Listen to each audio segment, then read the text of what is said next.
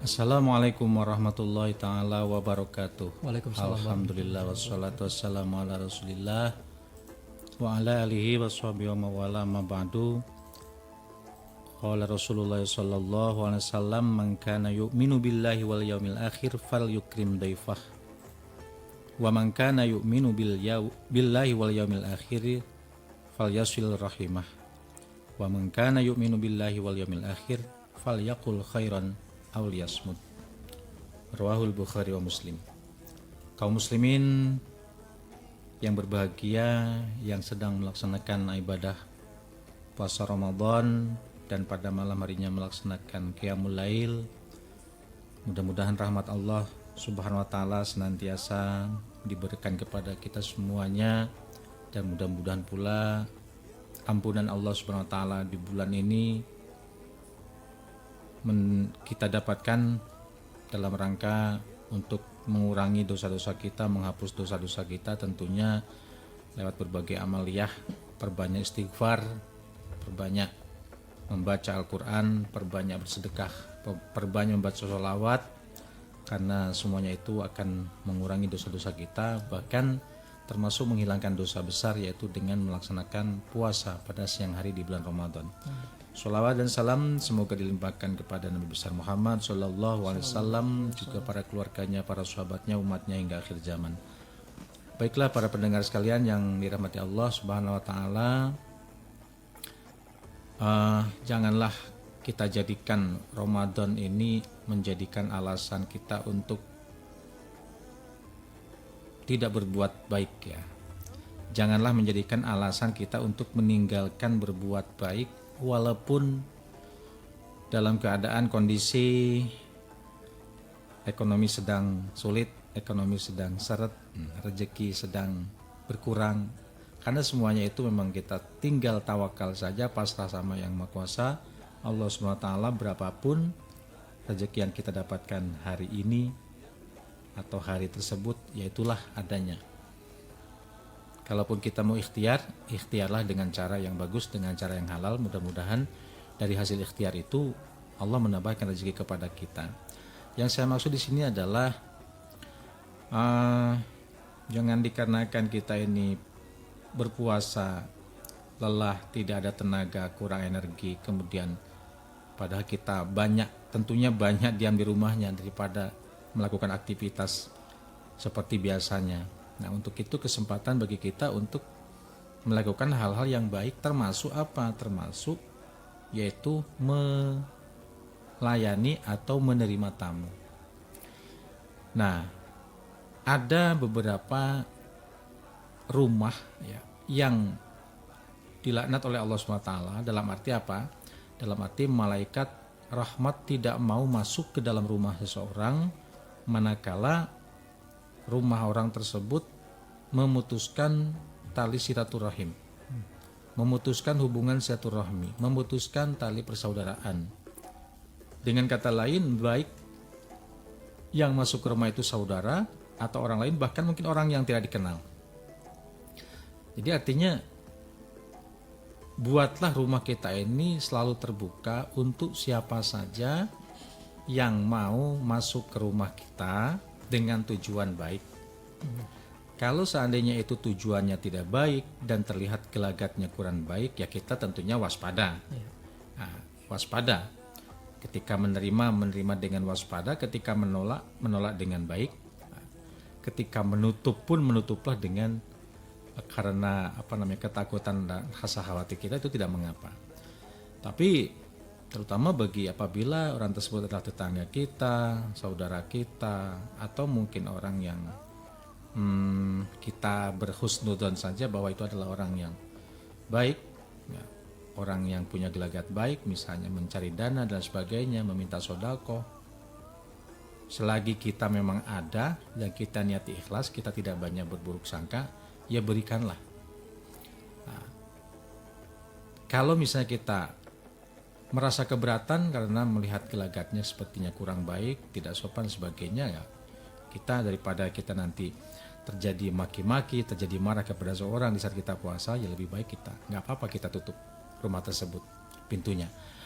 Jadi yang dimaksud sini adalah rumah yang dilaknat atau yang tidak mau masuknya malaikat rahmat ke rumah tersebut, yaitu rumah yang sengaja tidak mau menerima tamu sama sekali. Jadi ogah kedatangan tamu. Maunya itu dia bersantai-santai. Nggak mau kedatangan saudara, nggak mau kedatangan tangga, nggak mau ribet intinya. Nah ini hati-hati. Karena sesungguhnya yang saya bacakan tadi dalam hadis riwayat Al-Bukhari dan Imam Muslim, man kana yu'minu billahi wal yaumil akhiri falyukrim dhaifah. Jadi kalau kita merasa bahwa kita ingin disebut sebagai orang yang beriman kepada Allah dan juga hari kemudian, maka perlakukanlah tamu itu dengan baik. Baik tamu yang dikenal maupun tamu yang tidak dikenal. Nah, jamaah kaum muslimin rahimakumullah, yang kedua, rumah yang terlaknat itu yaitu rumah orang yang durhaka kepada orang tua. Nah, jika anak masih satu rumah dengan orang tua, tentunya mungkin ada orang tua yang singgah di rumah anaknya barangkali. Kan biasanya kalau orang tua itu ada yang mempunyai beberapa anak, dia kan suka pindah dari anak yang satu ke anak yang lainnya. Nah, maka disitulah kesempatan kita untuk berbakti kepada orang tua.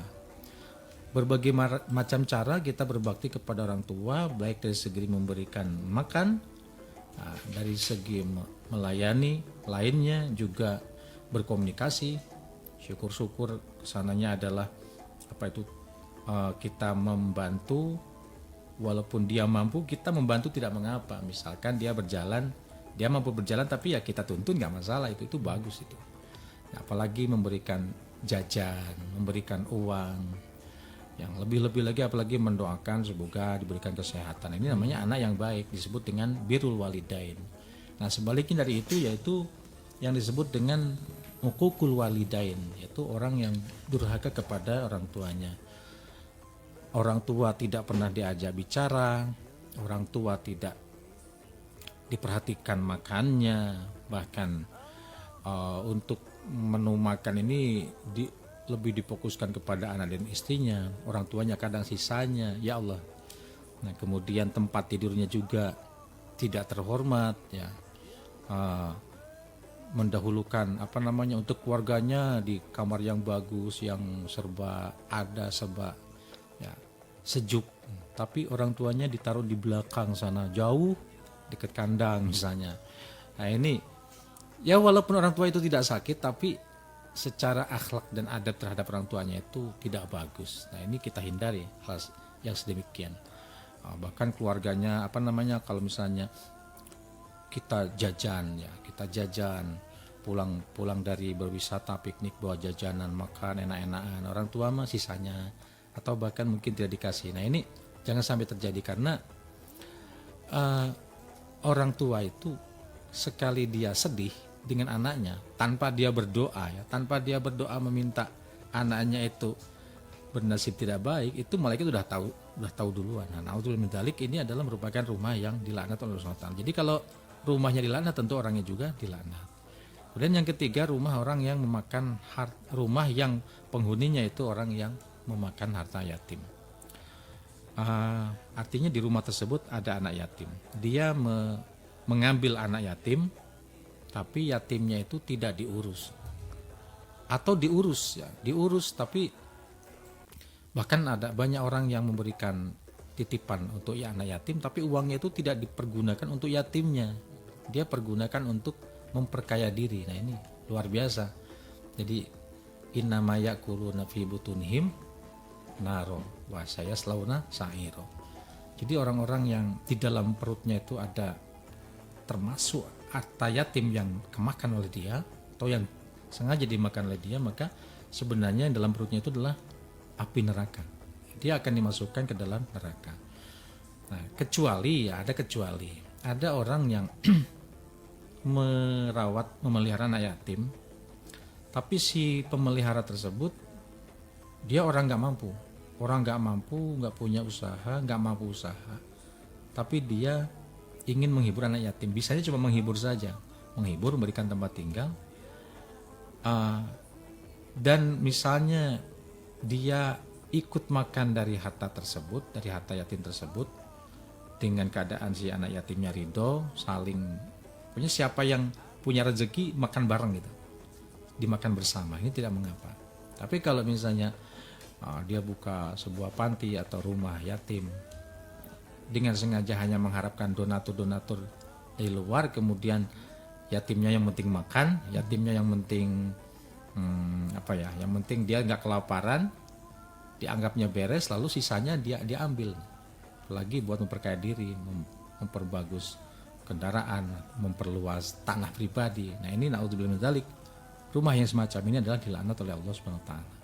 Kemudian yang selanjutnya yaitu rumah yang di dalamnya digunakan untuk minum khamr atau minuman keras. Yang disebut dengan minuman keras itu bukan berarti harus benda cair saja, tapi juga termasuk di dalamnya adalah obat-obat terlarang atau jenis narkoba, yang mana apabila seseorang melakukan minuman keras tersebut, baik mabuk ataupun tidak mabuk, yang apabila itu memang digunakan khususianya itu untuk memabukkan, maka itu sudah termasuk orang yang minum minuman haram atau khamar disebutnya. Nah, kemudian para jamaah sekalian yang dirahmati Allah SWT, ternyata orang yang dosa dalam kasus khamar, minum khamar ini tidak hanya satu orang yang terlibat, tapi ada beberapa orang yang terlibat dalam perkara khamar. Terlibat apanya? Dosanya kena. Dan hukumnya sama. Yang pertama yaitu peminum khamrnya itu sendiri, orang yang minumnya ya. Yang kedua, pembawa khamr. Contohnya pembawa mana? Seperti misalnya membawa dari dalam pabrik misalnya, dibawa kemana, dimasukkan ke dalam mobil untuk pengangkutnya, ini namanya pembawa. Nah kemudian tukang, kalau zaman dulu kan belum ada pabrik narkoba, minuman keras. Kalau dulu masih sifatnya manual ya, zaman dulu gitu. Itu modelnya dari perasan anggur atau perasan apa sajalah yang bisa dibuat minuman mabukan. Itu pemerasnya juga termasuk pembuat khamrnya, walaupun si pembuat itu tidak minum. Bahasa kita mungkin pabriknya ya. Kemudian orang yang meminta orang lain untuk dibuatkan khamr. Siapa itu? Pemesan ya, itu juga terlibat, walaupun si pemesan tidak ikut minum. Kemudian pengangkut khamrnya ya, kalau kita mobil-mobil ekspedisi yang khusus membawa minuman keras atau narkoba. Kemudian siapa lagi? Penjual. Siapa penjual itu? Yaitu tempat-tempat yang di situ menjual khamr, baik itu warung kecil, toko-toko, atau mungkin distributor lah gitu. Nah, kemudian siapa lagi? Yaitu pembelinya. Ya, walaupun pembelinya tidak minum, tapi asalkan dia bilang saya beli khamr ini, nah, dia beli, mungkin minumnya untuk orang lain. Nah kemudian setelah dibeli, kemudian dia tidak langsung memberikan kepada yang akan minum, tapi dia nyuruh orang, nih botol ini kasihkan sama orang itu, nanti kamu yang nuangkan. Nah yang menuangkan juga sama, siapa? Mungkin pembantunya. Nah, kemudian orang yang minta dituangi khamr siapa? Ya mungkin majikannya atau bosnya atau kawannya. Nah jadi orang-orang tersebut sama hukumnya. Jadi nggak ada bedanya antara yang minum sama yang pabrik yang pembuatnya, orang yang karyawannya, penjualnya, pembelinya, kemudian penuangnya, pemesannya, peminumnya, dan termasuk orang yang menyaksikannya. Jadi senang lihat orang minum minuman kayak itu, senang. Jadi bukannya dia melarang atau pergi. Pokoknya kalau dalam Islam itu, kalau orang bisa melarang, ya melarang. Kalau nggak bisa melarang, ya pergi gitu. Kalau dalam bahasa hadisnya, man ra'a minkum munkaran falyughayyirhu biyadihi. Kalau Anda melihat ada orang yang berbuat munkar, berbuat maksiat, maka rubahlah dengan tangan. Artinya apa? Dengan tangan itu bisa dengan kepalan tangan, bisa juga masuk dengan tangan ini adalah bagi penguasa, yaitu diproses gitu ya. Kemudian fa'ilam yakun fa'ilam yastati fabilisani. Kalau kita nggak punya tenaga, nggak punya kekuasaan, maka cukuplah dengan lisan, bilangin bahwa itu tuh nggak boleh, itu tuh haram, itu tuh dilaknat. Kalau misalnya kita karena sendiri, sedangkan yang kita omongin adalah orang banyak, takut terjadi sesuatu, melawan dan sebagainya, maka fabi qalbihi wa ilam yastati fabi qalbihi, cukuplah hati kita mengatakan bahwa saya tidak setuju dengan perbuatan tersebut dan saya benci dengan pekerjaan tersebut. Nah, ada mungkin dengan cara orang orangnya masih di situ tapi hatinya ingkar gitu. Ada juga yang langsung pergi begitu saja. Nah, ini lebih bagus ya. Lebih bagus pergi daripada mengingkari dalam hati tapi masih ada di situ. Nah, jamaah kaum muslimin rahimakumullah, kemudian selain rumah yang dipakai untuk minuman keras, yaitu rumah yang terlarang, rumah yang mendapatkan laknat Allah itu siapa? Yaitu rumah orang atau wanita yang berprofesi membuat tato dan wanita yang meminta untuk ditato. Tapi walaupun demikian juga termasuk laki-laki yang berprofesi membuat tato dan laki-laki yang meminta untuk ditato. Jadi ada sebuah rumah yang rumah tersebut dibuat praktek ya mentato ataupun ditato, dan orang yang mentato dan orang yang ditato orang tersebut pun sama, yaitu dilaknat oleh Allah Subhanahu wa taala. Maka orang Islam tidak boleh dan tidak pantas untuk ditato. Walaupun tato itu indah, tapi ini adalah larangan. Karena Rasulullah SAW melarang bagi orang yang bertato dan orang yang minta ditato dan orang yang mentato. Demikian jamaah kaum muslimin rahimakumullah, mudah-mudahan puasa kita dari hari ke hari ini baru dapat sepertiganya ya. Sepertiganya. Dan ternyata perjuangan ini masih panjang. Maka dari itu hindari rumah kita untuk dijadikan rumah-rumah yang tidak bermanfaat, rumah yang dilakukan untuk maksiat. Termasuk dalamnya rumah kebohongan, ya rumah yang dilakukan untuk transaksi suap menyuap, kemudian rumah yang dilakukan untuk mesum dan lain sebagainya, sehingga malaikat rahmat tidak mau datang kepadanya. Nah, malaikat rahmat apabila mau masuk ke dalam rumah seseorang yang bebas daripada hal-hal yang tidak diridhoi, maka orang yang tidur pun di dalam rumah tersebut itu dimohonkan ampun oleh malaikat, apalagi orang yang melaksanakan ibadah. Syukur-syukur pada bulan Ramadan yang mulia ini, jangankan orang yang bertasbih yang mendapatkan ampunan Allah, orang yang tidur pun di saat puasa mendapatkan ampunan Allah Subhanahu wa taala. Sehingga tidurnya orang beribadah ini sangat disukai oleh malaikat daripada terbangunnya orang yang berpuasa tapi mulutnya digunakan untuk hal-hal yang tidak baik. Demikian para jamaah untuk pembukaan kita pada sore hari. Terima kasih. Baik, kerabat Bas Radio dimanapun Anda tuh sore kali ini, bagi Anda yang ingin bergabung bersama dengan kami, Anda bisa langsung telepon di 082280038004. Kita sudah tersambung. Assalamualaikum warahmatullahi wabarakatuh. Waalaikumsalam warahmatullahi wabarakatuh. Iya, dengan Bapak siapa Pak? Dengan Bapak Sodik. Bapak Sodik dari mana? Dari Tulang Bambar. Silakan Pak Sodik, apa yang mau tanyakan? Mau tanya ke Pak Ustadz. Assalamualaikum Pak Ustadz. Waalaikumsalam. Waalaikumsalam warahmatullahi wabarakatuh. Saya mau tanya tapi di luar tema Pak Ustadz. Ya, monggo Pak. Iya. Gini Pak Ustadz, kita kan sering dengar kata-kata sholawat. Apa sih Pak artinya sholawat itu Pak? Pengertiannya apa? Artinya apa? Terus yang kedua, bacaan sholawat yang berbunyi Sallallahu ala Muhammad Sallallahu alaihi wasallam, itu yang betul alaihi apa alaihi Pak? Sallallahu alaihi wasallam atau Sallallahu alaihi wasallam yang betul Pak? Terus yang ketiga, ini ada lafaz sholawat yang ada di dalam Al-Quran surat Al-Baqarah yang berbunyi gini Pak.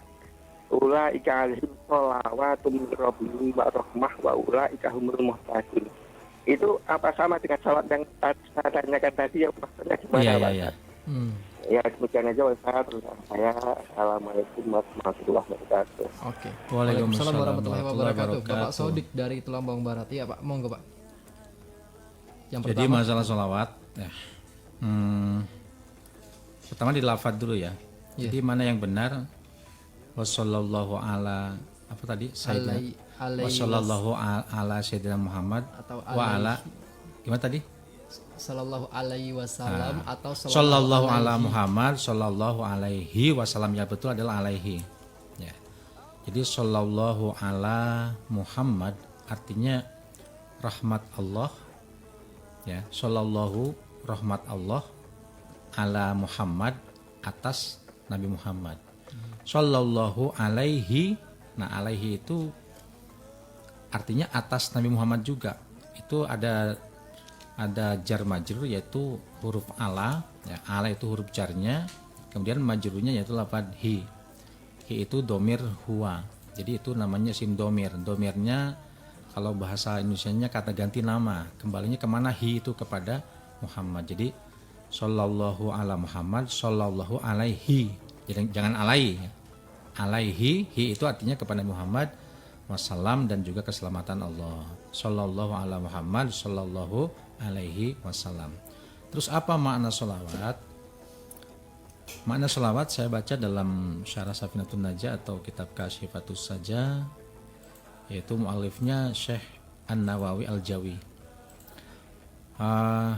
Diterangkan bahwasannya kalimat sholawat itu ada 3 makna. Apabila dari Allah, ya, apabila sholawat itu dari Allah seperti innallaha wa malaikatahu yusholluna nabi. Nah, jadi kalau Allah bersolawat itu artinya Allah memberikan rahmat. Jadi kalimat wa shollallahu artinya Allah memberikan rahmat kepada Nabi Muhammad. Nah, solawat bermakna rahmat, yaitu solawat datangnya dari Allah. Kemudian solawat bermakna istighfar. Itu dari siapa? Keluarnya dari malaikat. Jadi kalau wa malaikatahu yusholluna, para malaikat juga membaca sholawat, itu artinya malaikat memohonkan ampunan. Ya, untuk siapa? Ya karena sholawat ini tidak hanya untuk Nabi Muhammad saja kan. Jadi wa ala alihi yaitu kepada keluarganya, wa sahbihi atau wa ashabihi juga sholawat itu untuk para sahabatnya. Kemudian wa man tabi'ahum ila yaumiddin. Dan kepada siapa? Man, kepada orang, tabi'a yang mengikuti, hum kepada para sahabat. Siapa? Berarti atba'ut tabi'in atau tabi'in atba'ut tabi'in. Nah kemudian ila yaumiddin, sampai hari kiamat. Sampai hari kiamat siapa? Ya orang-orang setelahnya para tabi'in atba'ut tabi'in. Golongan-golongan sekarang, golongan-golongan kita dan anak keturunan kita nanti juga itu mendapatkan sholawat dari Allah, sholawat dari malaikat. Dari malaikat berbentuk ampunan atau istighfar bahasanya. Nah kemudian makna sholawat yang ketiga yaitu doa. Doa atau doa. Ya. Doa. Jadi kalau misalnya kita orang mukmin membacakan sholawat kepada Nabi, ini mendoakan ya, supaya Kanjeng Nabi tambah pangkat kemuliaannya, ditambah derajatnya, ditambah makom kemuliaannya. Nah itu namanya doa. Nah itu makna daripada sholawat. Jadi rahmat, istighfar dan doa. Nah kemudian ulaika alaihim sholawatum mir rabbihim wa rahmah gitu ya. Dalam surat Al-Baqarah itu ya. Nah, jadi itu di sana dikatakan apa? Sholawatum mir rabbihim, sholawat dari Allah. Nah, berarti kalau sholawat dari Allah apa isinya? Yaitu warahmah. Isinya adalah rahmat, kasih sayang. Jadi kalau Allah memberikan kasih sayang, memberikan rahmat kepada orang-orang mukmin, berarti Allah itu memberikan sholawat kepada orang-orang mukmin. Demikian jawabannya. Oke, baik Pak Sodik sudah jawab pertanyaannya. Sore kali ini kita akan ke penelpon kita berikutnya. Assalamualaikum warahmatullahi wabarakatuh. Waalaikumsalam warahmatullahi wabarakatuh. Ya, dengan Bapak siapa, Pak? Dari Bapak Iwan Pak Iwan, di mana Pak Iwan? di Lombang Barat. Lombang Barat. Silakan Pak Iwan yang mau ditanya langsung ke Pak Ustadz Pak Iwan sore kali ini. Ya, Assalamualaikum Ustaz. Waalaikumsalam warahmatullahi wabarakatuh. Mau bertanya mengenai zakat, Pak. Zakat ya, Mas? Pak ya? Iya. Iya, silakan. zakat fitrah itu kan bisa pakai uang ya Pak. Mhm. Nah, mohon penjelasannya berapa, gimana caranya? Kalau pakai uang gitu ya Pak ya. Ya, Atau mau lebih tanya nih Pak, lebih afdolnya dengan menggunakan uang apa dengan menggunakan beras begitu Pak ya? ya, Oke, oke. Baik, ada lagi Pak Iwan? Sudah itu saja? ya sudah itu aja. Oke, baik. Terima kasih Pak Iwan dari kawasan Tulang Bawang. Sebenarnya dalam masalah ukuran zakat ini ya.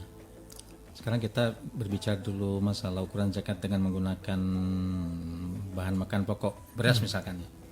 Ini juga bervariasi pendapat tentang ukurannya karena pada aslinya itu bukan menggunakan kilogram. Aslinya itu yaitu menggunakan mud ya. Mud. Nah, zakat fitrah itu isinya yaitu 4 mud.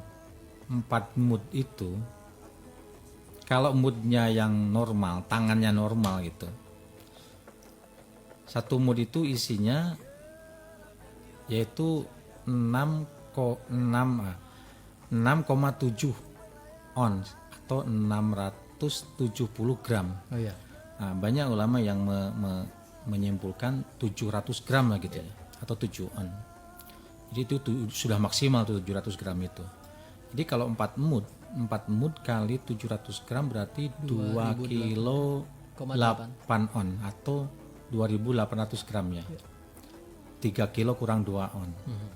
Nah, kemudian kenapa kita ini pada umumnya adalah 2,5 kilo? Iya. Nah, ini dari mana dalil 2,5 kilo? Kalau di kitab-kitab itu yang saya baca itu nggak ada ya ukuran 2,5 kilo itu nggak nemu. Tapi kalau di kompilasi di Kementerian Agama memang ada ukuran 2,5 kilo. Jadi mayoritas orang Indonesia menggunakan 2,5 kilo. Tapi sebenarnya kalau misalnya mau lebih abal itu lebihin lah, lebihin dari 2,5 kilo untuk kita mengambil ukuran asalnya yaitu mud. Nah kemudian untuk masalah uang ini dari 4 mazhab ya, yaitu Asy-Syafi'i, Maliki, Hambali dan Hanafi. Ini yang 3 yaitu Syafi'i, Maliki, Hambali. Yang 3 ini nggak memperbolehkan, tidak memperbolehkan membayar zakat fitrah dengan menggunakan uang atau harga bahan pokok tadi. Beras diuangkan gitu. Dalam untuk membayar zakat ini nggak boleh. Tapi kalau yang Imam Hanafi ini memperbolehkan, boleh ya, boleh menggunakan membayar fitrah dengan menggunakan harganya, yaitu bentuknya apa, uang. Nah, jadi kalau misalnya ini kita ngomong fikih Ahlussunnah wal Jamaah ya. Jadi kalau misalnya ada orang muslim yang mau menggunakan fitrah dengan menggunakan uang, mengikuti mazhab Hanafi, yaitu silakan saja. Nah, tapi kalau mau Abdul pakai beras. Oke. Abdul pakai beras pun syukur-syukur lebih dari 2,5 kilo gitu. Syukur-syukur yang 2,8 kilo on tadi. Oke. Kalaupun mau mengambil yang umumnya 2,5 kilo ya silakan ya. Nah, karena untuk melarang sekaligus ini kayaknya nggak bisa di Indonesia ini karena udah dari zaman baheula sampai sekarang 2,5 kilo terus. Ya memang sudah ada beberapa orang Islam yang sudah mulai menaikkan gitu. Bukan menaikkan, artinya dilebihi dari 2,5 kilo. Nah, adapun bagi yang akan menggunakan dengan harga uang untuk bayar zakat fitrahnya karena mengikuti mazhab Imam Hanafi, ya harusnya zakat yang secara Imam Hanafi berapa? Yaitu 3,5 kilo malah. Jadi bukan 2,5 kilo, 3,5 kilo. Nah, kalau 3,5 kilo dirupiahkan terus mau diuangkan untuk bayar zakat fitrah dengan uang, boleh kalau ukuran zakat uangnya itu dari harga beras fitrahnya ala Imam Hanafi. 3,5 kilo. Jadi kalau misalnya 2,5 kilo, 2,5 kilo dihargakan uang misalnya per kilonya 10.000. Ya. 2,5 kilo berarti kan 25.000. Ini sebenarnya menurut Syafi'i nggak boleh. Oke. Nah, ini pendapat ya. Jadi kalau misalnya saudara mau mencari lagi, bertanya lagi tentang masalah boleh atau tidak, menurut saya itu tidak boleh menggunakan uang kecuali dengan cara ala mazhab Imam Hanafi, yaitu dengan ukuran 3,5 kilo baru diuangkan, silakan. Ya. Oke. Saya tidak melarang ya, Ya. tapi ini memberikan penjelasan cocok atau tidak silakan, untuk diamalkan atau tidak silakan. Oke. Monggo.